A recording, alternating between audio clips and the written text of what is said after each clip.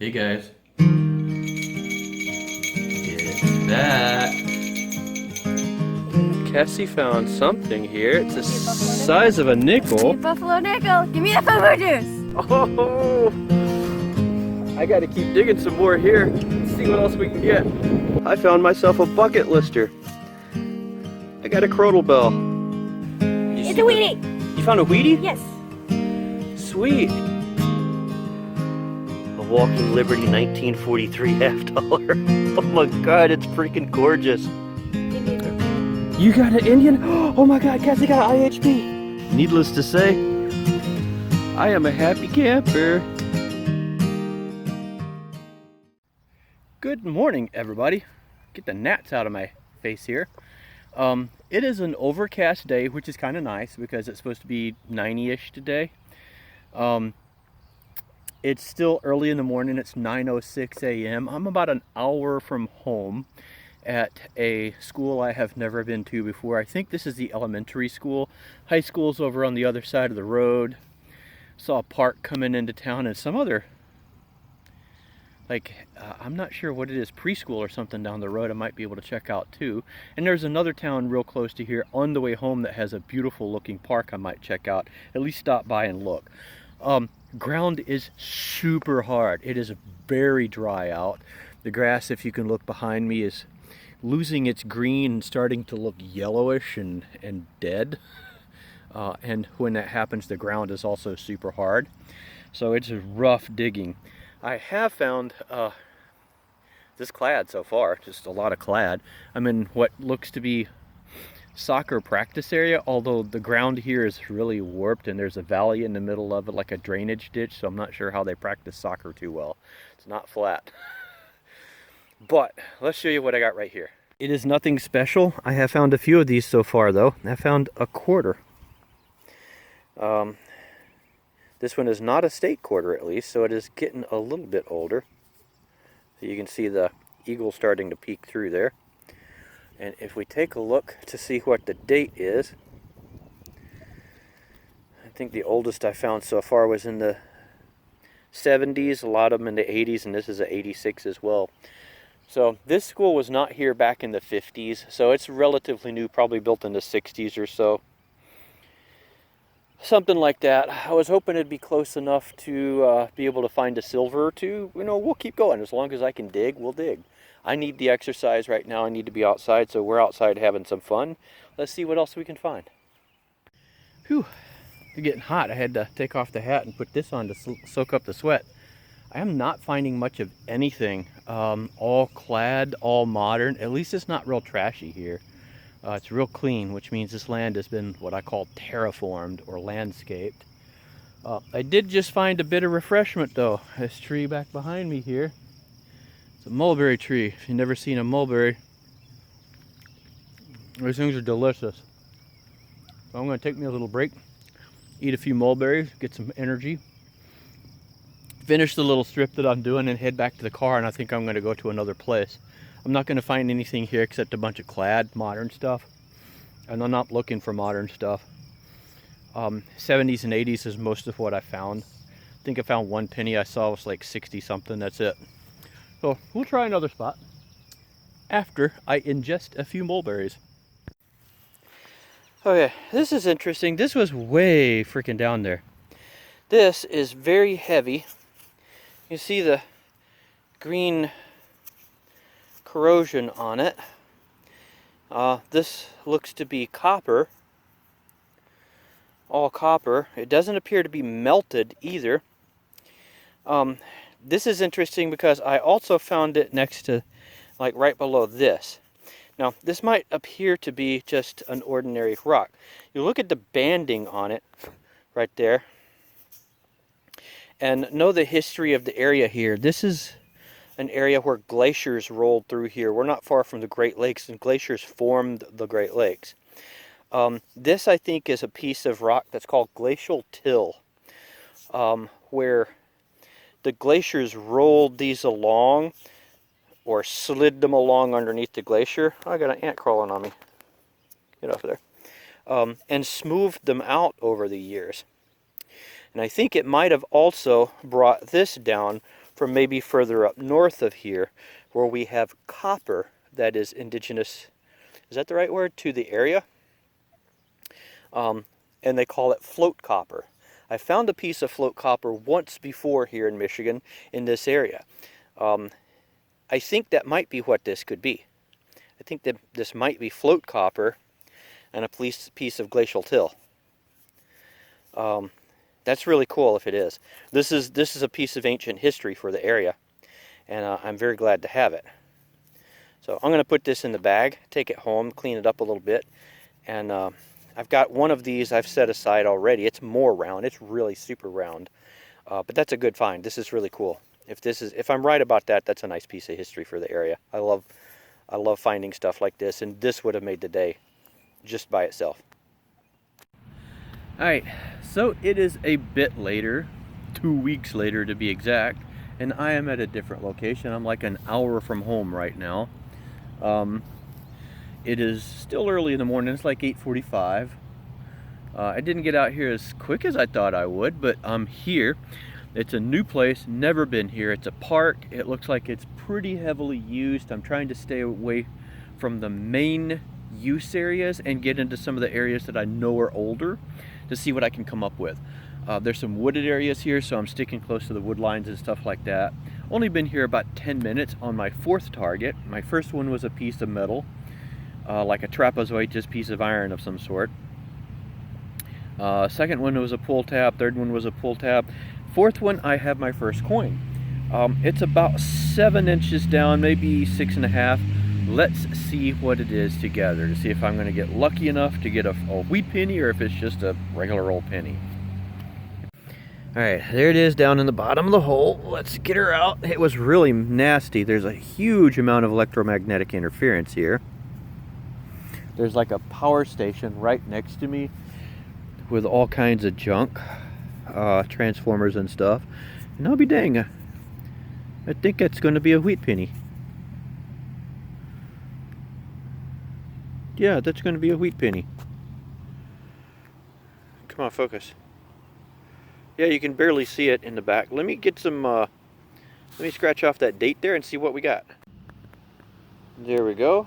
Our first coin, our fourth find, is a 1930 wheat penny. I'd say that's a pretty good start, hopefully.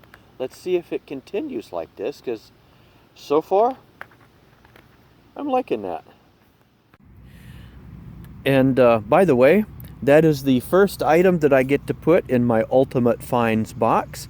I think it was Quarter Hoarder that made me aware of this. I think he was doing a giveaway on these, and I liked this so much, I decided just to go ahead and go out of the website and order one right there while I was still watching the video. So love this finds case. It comes already with all of your foam inserts and a collection of toothpicks.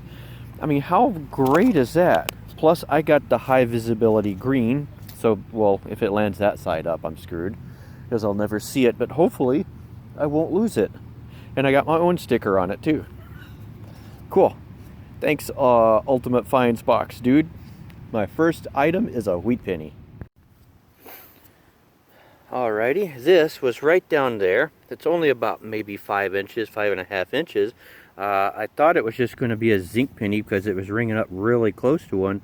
But look at that. We got a headdress sticking through for an Indian. Heck yeah.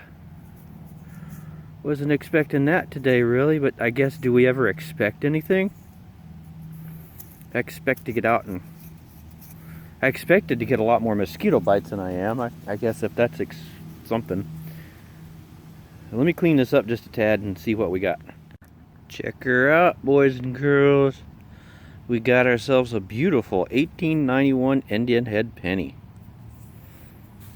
Very, very excited about that. Haven't found an Indian head in a bit, so that's nice. Was not expecting that, so that made it worth the trip. Let's see what else we can find.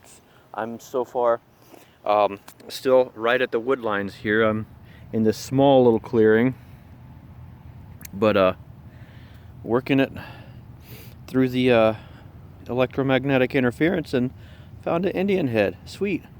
You know why this might have rung up funny? I'm in 10 kilohertz to get rid of the EMI. Okay, so that kind of makes sense then. All right, let's keep going. All right, we are back very quickly. Here is the plug for the Indian head I found. Right here I had a similar signal ringing up a little bit higher, tad deeper. It is a coin of some sort, so let's see what we've got. Probably just a penny, but what kind? I cannot tell what that is, can you? This one's wanting to elude us and be a mystery. I think I might see a Lincoln sticking out there, don't you? Let me clean it up a little bit, see what we got. This wasn't too far away from another Indian head. It's a 1917 wheat. That'll work, we'll take that. Heck yeah, let's keep going. Okay, still right in the same spot. My other holes were like right around here somewhere. I covered them up so good I can't see them. But this was super deep down there, like 8, maybe 9 inches. Barely could hear it, but we got something here. Oh, what is this? I thought it was a penny, but... oh, this is a token. Check this out. Ed Munch Cement City.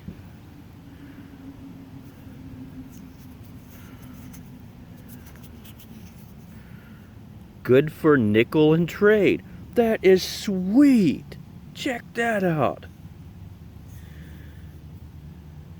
Ed Munch Cement City, good for nickel and trade. I can't wait to research this and find out more about that. That is sweet. Check it out.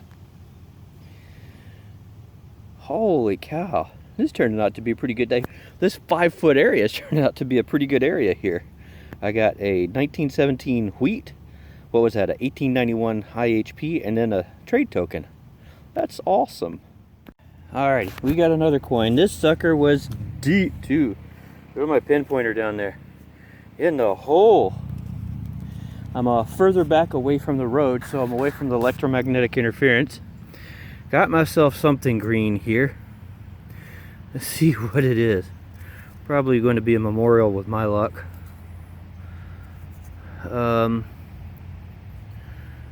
No, I think it might be a wheat. Let me clean it up a little bit and we'll find out. Well, it is a wheat. It's really crusty, but I think I can see a little bit of the date right there. I think that might say 1924. So we got us another wheat penny, if nothing else. That's 3 for the day. And a Indian head and a token. Not too bad. Check that out. My pinpointer is like double pinpointer deep. And that's what I got. This is only the third one of these I've ever found. That, once I get all the crud off of it, is going to be an oxen shoe. Whew, or half of one. I've found a couple of these before. I had no clue what they were, so I just threw them away. And then I figured out about 6 months later what they were. This sucker made me work for it. Holy cow. Didn't expect to find this, but I will definitely take it. Let me try to get some of the crud and rust off of it. Just a sec. There we go. We can see it a little bit better when I got some of the rust off. That's way cool.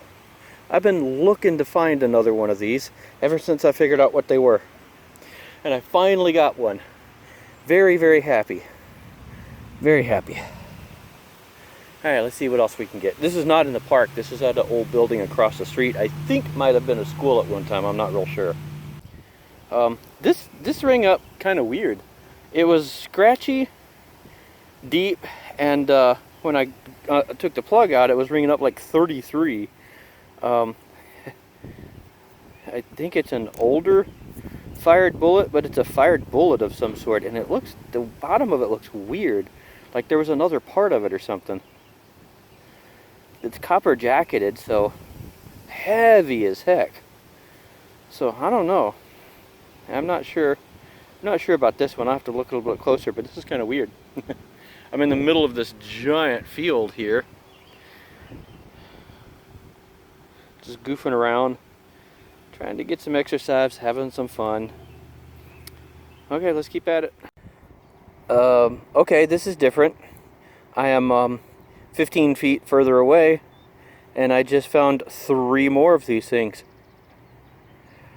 One of them appears to have been, you know, actually hit something, but I don't think I've ever found a bullet spill. This is kind of unique. Okay. I'm gonna have to measure these when I get home. I still don't recognize what this would be. I don't get it. That's got to be old, but not horribly old. Just, I don't know. Do you guys recognize these? Okay, plug right there. You can see the grass kind of disturbed right here. Got another one. This is crazy. I've never found a bullet spill like this. This is really weird. Let's keep going though. So there we have it. Couple of interesting weekends. That was spread out, like I said, between a couple of weekends. So, you know, vastly different locations too. I live here. The first location I went to was way this way. Second location I went to was way this way. So between the two, the spread is like 2 hours. So I went about an hour one way the first time out, and an hour the other directions. And each spot, I found some really interesting stuff. More so at the second spot than the first one, but let's see what we did come away with.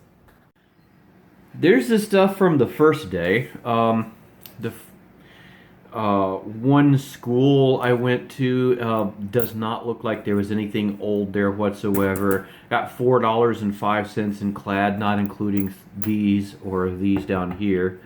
And most of these are 70s is the oldest thing that's in there pretty much, except for these 3. I got a 68, a 62, and a 61 penny. That's Canadian. That sounded really good. It's like a piece of copper tubing or something, and that always sounds remarkable. This is probably the most interesting stuff I found from that location.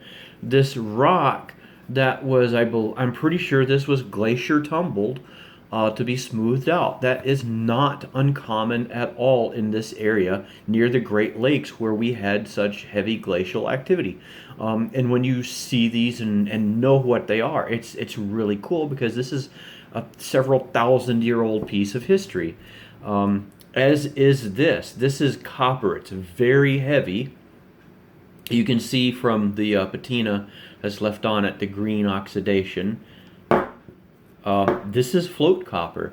This is something that would have come out of the deposits back from when, if you look at the history, especially up in the Keweenaw Peninsula, the upper parts of Michigan, copper flowed up through volcanic flows, lava flows up like a mantle plume or something like that, through and deposited into areas around here. And this will weather out of the rocks sometimes, and you can have these chunks that over millennia get, plus the glacial activity, get pushed down into the lower part of the state. Although this is a lot more common to see in the upper part. Where my daughters are in high school or college, up in the upper part of the state, you'll see little small pieces of copper in the ground much more frequently.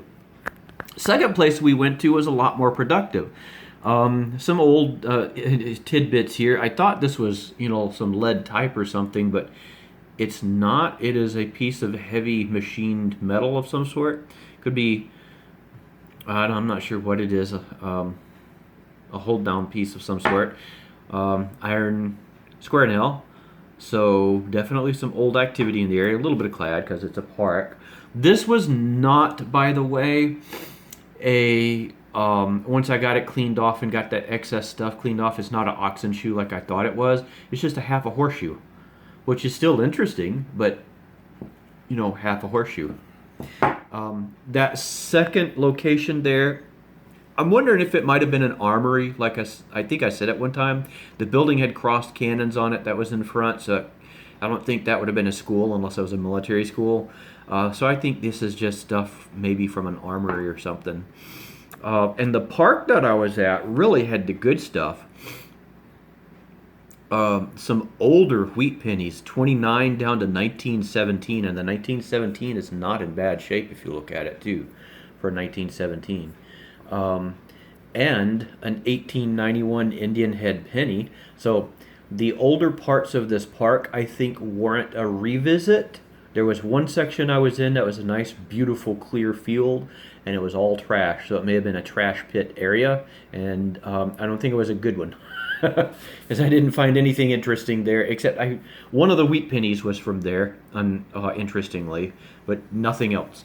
And the wheat penny that I found was on the edge of the field as it goes up back toward the other area that I was in. And then I got this trade token that's really cool.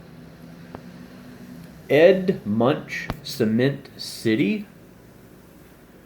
Good for, it doesn't even say a nickel, good for nickel in trade. So, I'm not sure who Ed Munch was. I don't really, or Cement City, I can't really find a lot of references to that. I can find examples of this, but I don't find any history on it. So I'm still trying to research that. Very cool, though. I love finding trade tokens, though. So that would be probably into the early 1900s at the newest. Very cool, at least in my book. So at some point in time, I think I am going to get back out to that park to give it a little bit more of a going over. There's like a radio tower there and some transmission power transmission lines right on the edge, which is an unusual place for those, like on the corner of a park area, but whatever. So I had to search in 10 kilohertz there. Everything else was just way too chatty, and 10 kilohertz seems to be more resilient or resistant to that electromagnetic interference. So that is a golden frequency with EMI, I tell you what. So I'm going to get back out there at some point and try it again. I think it deserves another chance. I found 3 great things, an Indian head penny, trade token, and an old wheat penny, all within probably 5 or 6 feet of each other. So there is stuff there to be found.